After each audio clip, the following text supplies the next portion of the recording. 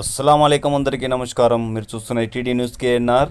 కరీంనగర్ 11వ division Kattarampur auto stand నుండి కోతిరాంపూర్ వెళ్లే మార్గంలో చిరుజల్లులకే రోడ్లపై నీళ్లు నిలిచి రాకపోకలకు ఇబ్బందిగా మారిందని సిపిఎం నాయకులు వినూత్న నిరసన వ్యక్తం చేశారు. ఈ సందర్భంగా వారు మాట్లాడుతున్నారు.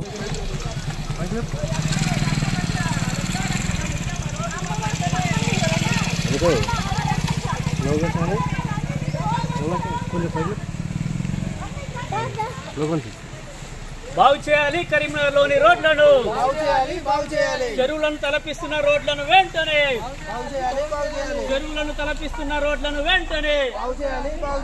ఇదేనా స్మార్ట్ సిటీ? ఇదేనా స్మార్ట్ సిటీ?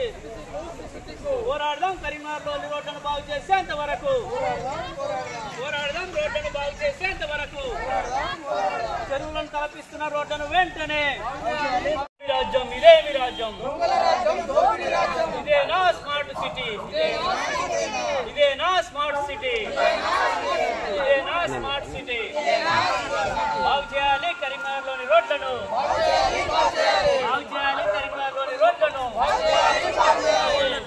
బాగు చేయాలి కరీంనగర్లోని రోడ్లను.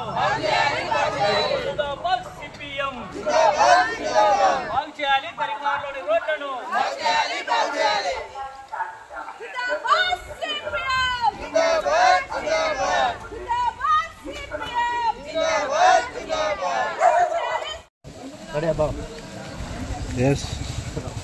స్మార్ట్ సిటీగా ఎంపికైనటువంటి కరీంనగర్ పట్టణంలో 9వ డివిజను, 11వ డివిజను, అలాగే 30వ డివిజన్ సంబంధించినటువంటి 32వ డివిజన్ సంబంధించినటువంటి సరౌండింగ్ ఏరియా హద్దులలో గిద్దెపెరుమల్ల గుడికి వెళ్ళేటువంటి దారిలో కట్రాంపూర్ నుండి గిద్దెపెరుమల్లకు వెళ్ళేటువంటి దారి ఒక చెరువులాగా తలపిస్తూ ఉన్నది.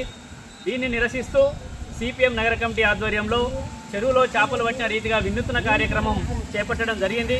ఇప్పుడైనా నగరపాలక అధికారులు కానీ, మేయర్ కానీ, లోకల్లో ఉన్నటువంటి ఎమ్మెల్యే కానీ, అట్లాగే సెంట్రల్లో సహాయ మంత్రి బండి సంజయ్ కానీ వెంటనే స్పందించి కేంద్రం నుండి కానీ, రాష్ట్రం నుండి కానీ నిధులు తీసుకొచ్చి ఇక్కడ రోడ్డును వెంటనే బాగు చేయాలని చెప్పి సిపిఎంగా డిమాండ్ చేస్తూ ఉన్నాం.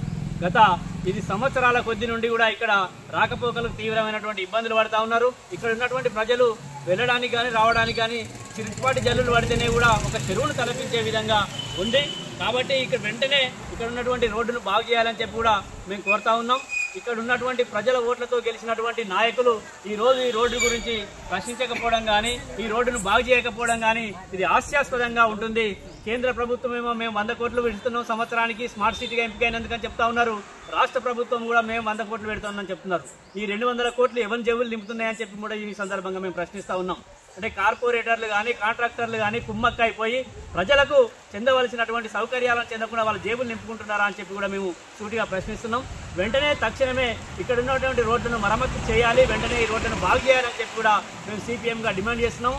లేదంటే ఇక్కడ ఉన్నటువంటి స్థానిక ప్రజలందరినీ ఐక్యం చేసి ఈ రోడ్డును బాగు చేసేంత వరకు, కొత్త రోడ్డు వేసేంత వరకు కూడా పోరాటాన్ని ఉధృతం చేస్తామని చెప్పి కూడా ఈ సందర్భంగా హెచ్చరిస్తా ఉన్నాం.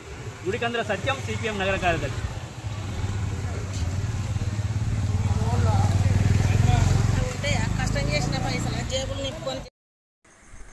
మీరు చూస్తున్నది టీడీ న్యూస్ కేఎన్ఆర్. ఇది మనందరి ఛానల్. దయచేసి ఈ ఛానల్ను సబ్స్క్రైబ్ చేయండి, షేర్ చేయండి, లైక్ చేయండి. మరిన్ని వార్తా కథనాలను మీకు అందించడానికి మాకు సహకరించండి. For more videos please subscribe.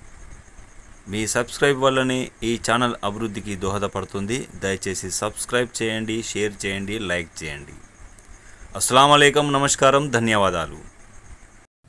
For more updates please subscribe TD news KNR. అందరికీ నమస్కారం, అస్సలాము అలైకుం, ధన్యవాదాలు.